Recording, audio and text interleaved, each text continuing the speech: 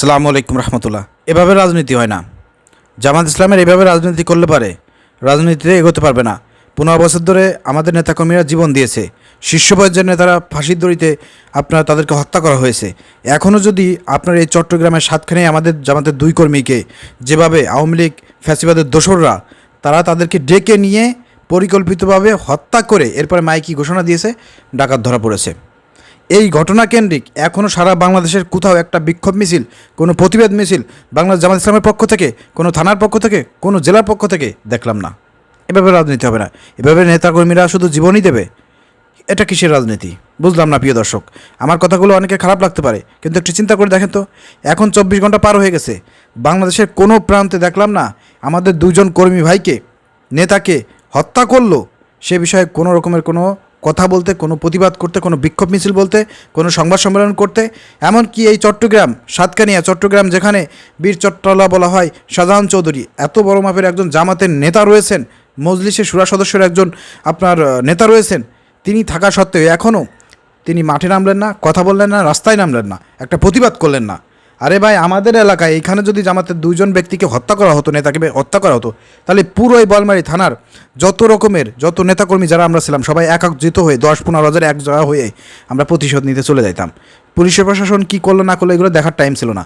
কিন্তু চট্টগ্রামের মতন এত বড় একটা জায়গা যেখানে জামাতের ঘাঁটি বীর চট্টলার শাহজাহান চৌধুরী রয়েছেন, তার এলাকায় এরকমের সাতকানিয়ায় আমাদের জামাতের 2 জন নেতাকে এইভাবে হত্যা করলো, ডেকে নিয়ে ডাকাত সন্দেহ করে গণপিটুনি দিয়ে হত্যা করলো পরিকল্পিতভাবে। সেটাই আমরা দেখলাম না, জামাতের নেতাকর্মীদের কোনো প্রতিক্রিয়া দেখলাম না, কোনো বিক্ষোভ মিছিল দেখলাম না, শাহজাহান চৌধুরীকেও কথা বলতে দেখলাম না। এভাবে কি রাজনীতি হবে? আর একটা ঘটনা আপনি দেখেন পাবনায়, সেখানে ইউনো অফিসের মধ্যে ঢুকে বিএনপির লোকজন সেখানে জামাতের লোকদেরকে পিটাইছে, চৌড়াইছে, থাবড়াইছে। এগুলো একটা অপমানজনক যে 5ই আগস্টের পরে বাংলাদেশ জামাত ইসলাম আজকে সারা বাংলাদেশে সবার মুখে মুখে একটাই কথা, জামাত ইসলাম আগামীতে ক্ষমতায় আসবে। আমির জামাত ডক্টর শফিকুর রহমানের নেতৃত্বে বাংলাদেশ জামাত ইসলাম যে পর্যায়ে এগিয়ে যাচ্ছে, সেখানে এখনও যদি আমরা মায়ের খাই এবং এই মায়ের প্রতিশোধ যদি আমরা নিতে না পারি, আমাদের নেতাকর্মীদেরকে ধরে নিয়ে হত্যা করবে, আর আমরা এটা প্রতিশোধ নিতে পারবো না, কিছু বলতে পারবো না। এভাবে রাজনীতি করে জামাতের শিবিরের কর্মীরা খালি মায়ের খাবে আর নির্যাতনের শিকার হবে, ক্ষমতায় থাকলেও মায়ের খাবে, ক্ষমতায় বাইরে থাকলেও মায়ের খাবে। এটা কিসের রাজনীতি? এভাবে কি চলতে পারে? না, এভাবে চলতে পারে না। ইসলামের নিয়ম নীতি তো এটা না যে সবসময় আমরা মায়ের খাবো, সবসময় মুখ বুজে থাকবো, সবসময় আমরা মানে একদম নরমভাবে থাকবো। হ্যাঁ, অন্যায়ের প্রতিবাদ তো করতে হবে। এখনও আমার কাছে দুঃখ হয় যে জামাত ইসলামের অফিসিয়াল ভেরিফাইড ফেসবুক পেজ, এত বড় একটা ঘটনা সারা বাংলাদেশে এটা ভাইরাল, সোশ্যাল মিডিয়ায় ভাইরাল, জামাতের 2 নেতাকর্মীকে ডেকে নিয়ে হত্যা করছে পরিকল্পিতভাবে, তারপর ডাকাত সাজিয়ে এটা চালিয়ে দেওয়ার প্রচেষ্টা চালিয়েছে আওয়ামী লীগের দোসররা। সেই আওয়ামী লীগের দোসরদেরকে আবার সাপোর্ট করেছে কারা? বিএনপি লোকজন সাপোর্ট করেছে।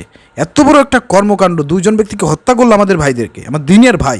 এখন পর্যন্ত কেন্দ্র পর্যায় থেকে আমির জামান ডাক্তার শফিকুর রহমানের একটা সম্মেলন কোনো কথা, কোনো বক্তব্য আমরা শুনলাম না। এটা খুবই দুঃখজনক ব্যাপার প্রিয় দর্শক। আমরা যারা জামাত শিবিরের কর্মী আছি, আমাদের জন্য কিন্তু এটা খুবই লজ্জাজনক। আমি আজকে মারা গেলে পারে, আপনি যদি কালকে কথা না বলেন, আমার সংগঠন যদি কথা না বলে, আমার বিচারের জন্য যদি আপনি দাবি না তোলেন, এত যদি আপনারা গড়িমসি করেন, এত লেট করেন, তাহলে এই দল করার মানেটা কি? এরকম কি রাসূলের দলের সাহাবীরা কি এরকম ছিল? আপনাদের মনে নাই? হুদায়বিয়ার সন্ধি আপনারা পড়েন নাই? হ্যাঁ, ওসমান রাদিয়াল্লাহু তাআলা আনহুকে যখন পাঠানো হলো মক্কার আবু জাহেলদের কাছে প্রস্তাবের জন্য, যখন মক্কার আবু জাহেলরা ওসমান রাদিয়াল্লাহু তাআলা আনহুকে হত্যা করছে বলে রাসূলের কাছে সংবাদ পাঠালো, মিথ্যা সংবাদ, রাসূল সাল্লাল্লাহু আলাইহি ওয়াসাল্লাম তখন কি সংবাদ দিয়েছিলেন, কি শপথ গ্রহণ করেছিলেন?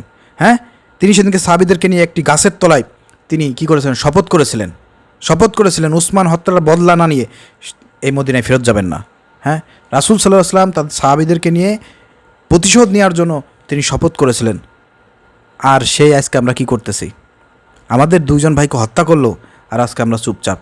বীর চট্টলায় সেখানে শাহজাহান চৌধুরীর তো কথা বলা উচিত ছিল। তার ওইখানে 50-1 লক্ষ নেতাকর্মী নিয়ে যারা এই হত্যাকাণ্ড করেছে, যারা এই কর্মকাণ্ড ঘটিয়েছে, যে এলাকায় ঘটেছে, ওই এলাকায় যারা চিহ্নিত পার্সন আছে, দোষীদেরকে ধরে মব জাস্টিস করা দরকার ছিল, অথবা তাদেরকে ধরে পুলিশের আওতায় আনা দরকার ছিল। একেবারে চুপচাপ থাকলে পারে হয় না। এই 15 বছর ধরে কি কম নির্যাতন চলেছে? বাড়ি থাকতে পারে নাই, ঘুমাইতে পারে নাই, হত্যা করেছে, নির্যাতন করেছে, গুম করেছে, খুন করেছে। সেই নির্যাতন এখনও কি বাংলাদেশের জামাত ইসলামের নেতাকর্মীদেরকে সহ্য করতে হবে? এটা কেমন দল?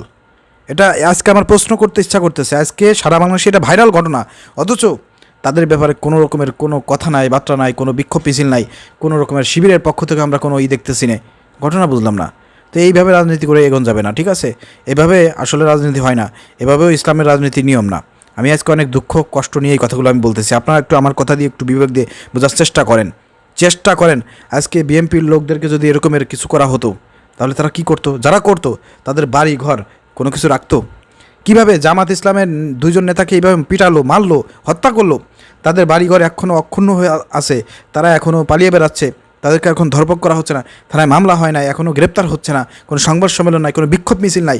আরে মিয়া, নেতাকর্মীদেরকে তাৎক্ষণিক দরকার ছিল আপনার একবারে 50,000 1,00,000 নেতাকর্মী নিয়ে পুরো এলাকা ঘেরাও করা। কি করেন আপনারা? বুঝলাম না। চট্টগ্রাম তো জামাত ইসলামের ঘাঁটি, সেখানে তো আপনারা বড় বড় সমাবেশ করেন, কি করেন? এটা নিয়ে আপনাদের কোনো সোচ্চার নাই।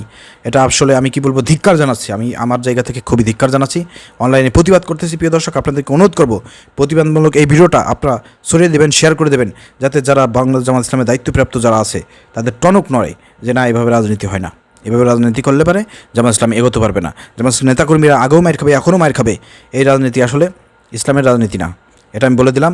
এইভাবে রাজনীতি করলে বাংলা জামাত ইসলামী আগামীতে শুধু মায়েরই খাবে।